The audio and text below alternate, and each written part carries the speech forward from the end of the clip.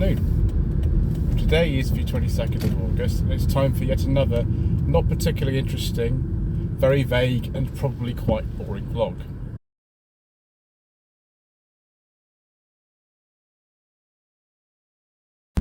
So we're going to be doing something a little bit different today. I will introduce the topic whilst I'm driving. We're going to park up actually for this one because although the overall situation that I'm discussing, it can be summarised actually pretty easily in about a minute, but the detail of it that I'm actually quite interested in, I need to refer to various bits of information to get this absolutely right. So whilst I'm away, I'll just tell you. It's not really been publicised a great deal, but what has happened is that government legislation went through right at the end of last year, beginning of this year, under the previous administration, actually mandated that every year between 2024 and 2030, the number of cars with zero emissions sold in this country has to be a certain percentage, 22% this year, rising all the way up to 80% in 2030 incrementally. And the fines for not actually managing this are massive. They are £15,000 per car that is not compliant, over 22% of the market share as an electric vehicle. It is totally insane what has happened, and I'm not sure most people are even aware of this, because most cars in this country are actually sold to fleets and things like that. You might think it doesn't really matter. Well, it does matter, and we'll look at this in a little bit more detail once I've actually found somewhere to park up and talk about this a little bit more thoroughly.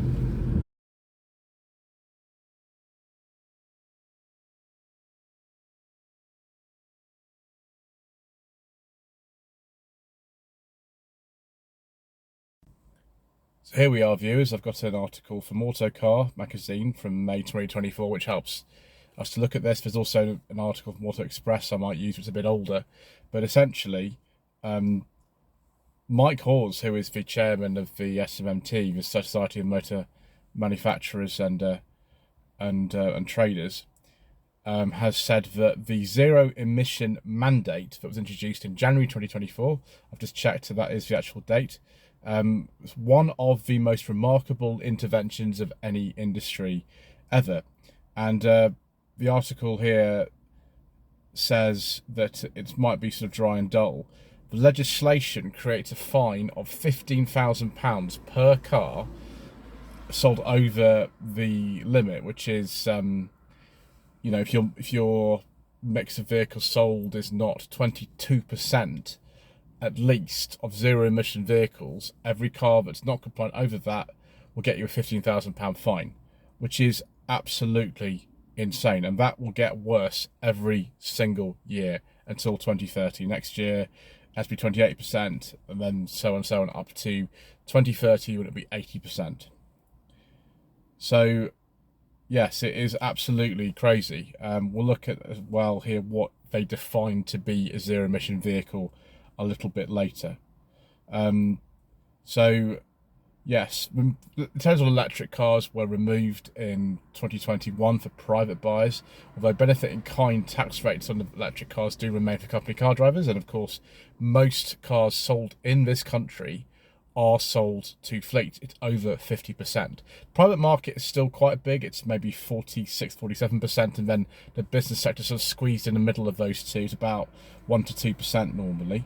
But at the moment, you know, there's very favourable benefit in kind incentives on electric cars. The road tax, you don't have to pay anything until 2025. I think April 2025 that comes in. And so, you know, it's quite favourable conditions for selling electric cars. Not that I've got anything really against them. One thing I must say is that I actually quite like a lot of the electric cars. I had one of the first ever reviews on the channel was an electric car. It was a BMW i3 that a friend of mine owned. I mean, he's on his 4th or 5th electric car now. My uncle's on his 4th, and my niece sorry, not my niece, my cousin recently got one. And you know, she's really enjoyed it. She's actually going to get another one soon, I think. So, you know, in the family we have electric cars. One of my best friends, he's been an avid electric vehicle enthusiast since 2016. I'm not against electric cars sort of per se. There's some really good ones ever. I've driven some very good ones on the channel. I really enjoyed, for example, the MG 4X Power. I thought it's a great car, and I've driven quite a few others, a lot of electric MGs, of course, because that's how we sort of started off on the channel, but Volkswagen, SsangYongs, and some others as well. So yeah, I'm not against them at all. I think they can be really good, and they do work well for certain people, but I do not believe that electric cars should be forced upon people who don't necessarily want them. I think they should be a choice. They should be part of the future. James Martin JMod Cars has always said that. They should be part of our future.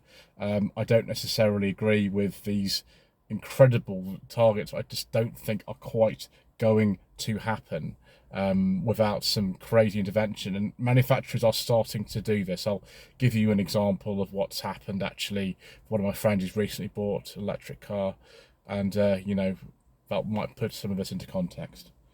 So this article says that the UK legislation requires car makers to sell an increasingly proportion of zero-emission vehicles annually, starting in 2024 with 22% and hitting 80% in 2030. It defines a zero-emission vehicle having zero CO2 emissions of tailpipe and a driving range of at least 100 miles of WLTP test cycle.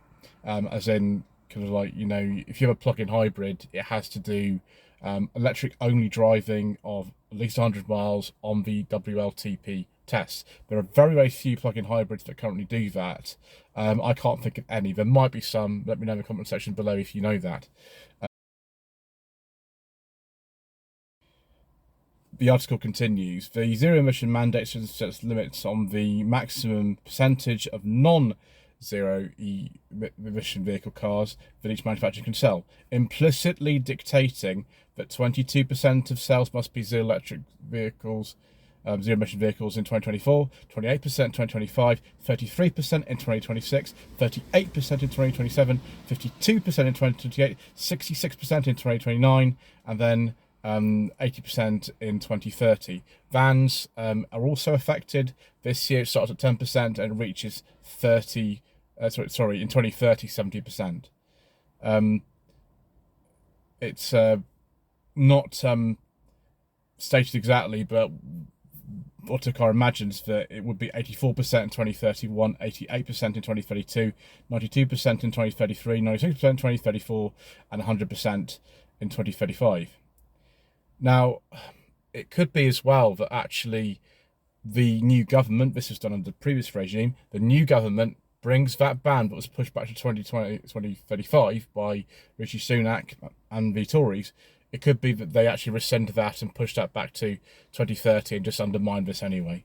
So we'll have to see about that. What does this mean for all of you?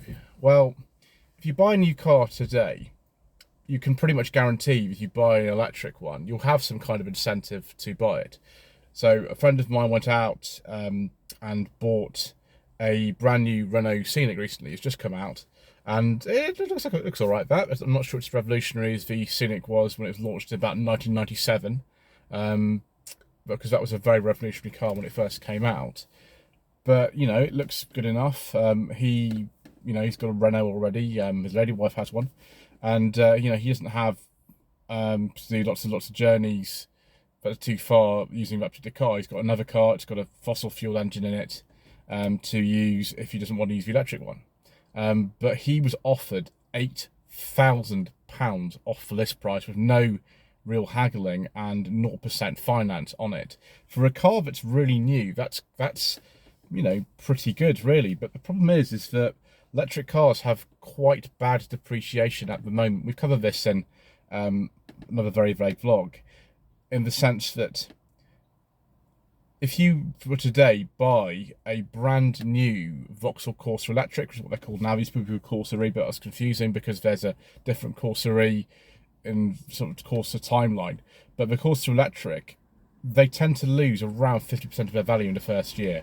Same with the Mokka Electric and lots of other cars, but for some reason the Vauxhalls are the worst affected. I don't quite know why, but they are. Similarly, kind of quite expensive things like the Mercedes EQ E and things like that, they are terrible for depreciation. So the market's flooded with lots of electric cars that they can't seem to sort of shift unless it's just sort of fleets, because people don't necessarily want them. So if you want to buy an electric car, you can have very nice incentives. I've heard of one electric car, I can't remember which one it was, that the new price of it was £11,000 off. I watched a video by Mr. Hunter from the Jeff Buys Cars channel recently, and he talked about a Peugeot E208 that had done 1 mile on the pre-reg, and it had almost £10,000 off the list price. I think it was 35 new and it was for 26 with 1 mile on the clock. So if you want one and you have somewhere to charge it that fits in with your lifestyle, it's a really, really, really good time to buy one, because the manufacturers, if they don't meet this 22% target of new car registrations this year, I'm not sure how they've been doing in the first 6 months, if they don't meet it, they'll be fined £15,000 per car. Now, the Auto Express article that I also read says that it's quite unlikely that that would necessarily happen in reality, but because they can sort of do things like buying credits from the makers. Obviously, Tesla, for example, their cars are 100% electric. Smart, their cars are 100% electric, and you can maybe trade some credits to someone else to get some of those for your fleet. But that remains as they could do that. So offering between £8,000 and £11,000 of a brand new car that's not a pre-reg might be a good way for them to actually get those sales numbers up. But what it will mean is that we will have even worse depreciation for electric cars in the future. So maybe you could buy a new one now, and there's tons of them out there, or you could just wait a couple of years and it's going to get even worse, because next year that's be 28% of the market that is zero emission vehicle. And I don't see, again, too many plug-in hybrids that can do 100 miles on electric power alone, according to WLTP cycle. So it's probably just going to be battery ones. And as I said, I've got no problem with them. I think they are a very, very important part of the future. I think a lot of them are getting better and better, but I don't know about this sort of zero emission vehicle mandate that's come in, sort of forcing people to sort of buy them if they don't really want them. It sits a bit uncomfortably with me. Anyway, thank you ever so much indeed once again for watching. Please don't forget to subscribe to the channel, like this video in the comment below, and we shall see you again soon with some more surprisingly relevant discussion.